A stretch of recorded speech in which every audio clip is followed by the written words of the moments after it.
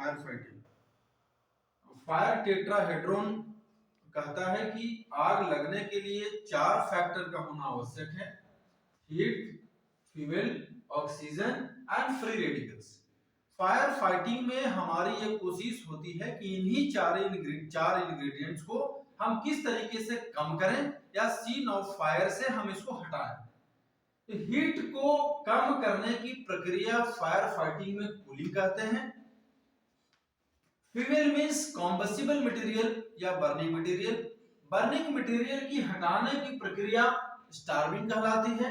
उसी प्रकार से ऑक्सीजन को कट ऑफ करने या ऑक्सीजन की सप्लाई के कम करने के मेथड को स्मूदरिंग बोलते हैं।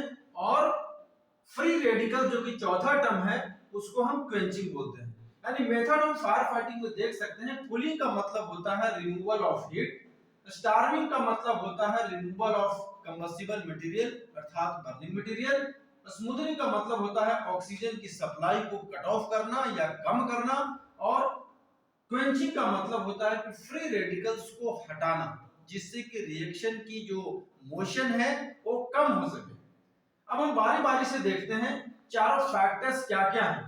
हीट का मतलब होता है कि जो सोर्स ऑफ इग्निशन है, यानी कि फायर में का डेफिनेशन हमने बताया था कि सेल्फ सस्टेन्ड केमिकल रिएक्शन है in presence of heat, fuel, oxygen and free radicals. तो हीट का मतलब होता है कि जितना अमाउंट ऑफ हीट हम उसको सप्लाई करेंगे आग की इंटेंसिटी उतनी ही बढ़ती जाएगी। साइंटिफिक टर्म में देखें तो इसका मतलब होता है Q मतलब quantity of heat is directly proportional to rise in temperature. यानी टेम्परेचर बढ़ता जाएगा जब उसको source of heat continuously supply करते रहेंगे। यानी कि rise in temperature is directly proportional to the quantity of heat which is supplied. यानी कि आग का रिलेशन जो है हीट से है, हीट जितना ज्यादा होगा आग की इंटेंसिटी उतनी ही बढ़ेगी।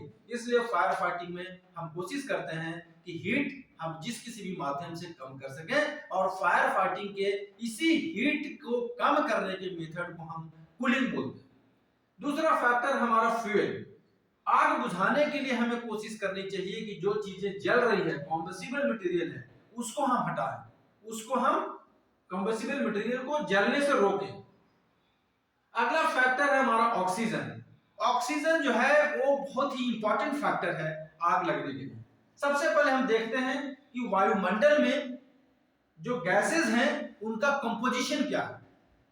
तो सबसे पहले नाइट्रोजन आप देख सकते हैं, नाइट्रोजन वातावरण के अंदर 78% है, ऑक्सीजन 21% है, आर्गन 0.9% है, और carbon dioxide, nitrous oxide, methane gas and water vapour etcetera 0.1% है। यानी कि ऑक्सीजन की मात्रा एटमॉस्फेयर में टोटल 21% है। एंड आग लगने के लिए amount of oxygen which is required is just 60%। यानी कि आग लगने के लिए मिनिमम ऑक्सीजन की जरूरत 16% है, जिसको हम फायर फाइटिंग के टर्म में लिमिटिंग ऑक्सीजन कंसंट्रेट के नाम से जानते हैं, LOC के नाम से जानते हैं। यानी कि limiting oxygen concentrate is amount of oxygen which is required for fire to take place and minimum quantity is 60% in normal case.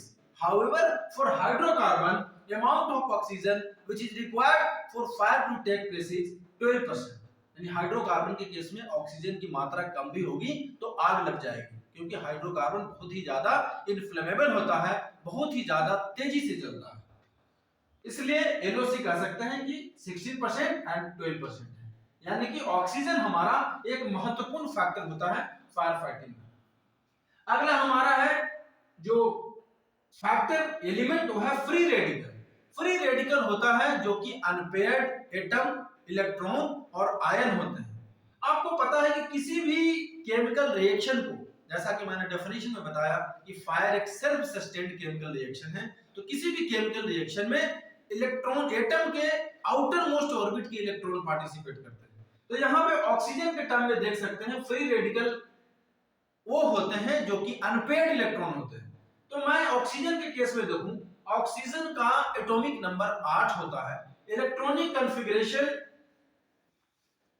2 6 होता है, आउटर मोस्ट में 6 इलेक्ट्रॉन्स हैं जो कि केमिकल रिएक्शन में पार्टिसिपेट करते हैं। तो 6 में यदि मैं OH का कंस्ट्रक्शन देखूं तो ऑक्सीजन का जो है इसका आउटर मोस्ट ऑर्बिट में 6 इलेक्ट्रॉन है, 2 इलेक्ट्रॉन इधर हैं, 2 इलेक्ट्रॉन यहाँ पे हैं, 4, 1 इलेक्ट्रॉन यहाँ पे देख सकते हैं कि हाइड्रोजन के साथ इसने यहाँ पे पेयर करा है और यहाँ पे 1 इलेक्ट्रॉन जो है वो बचा हुआ है।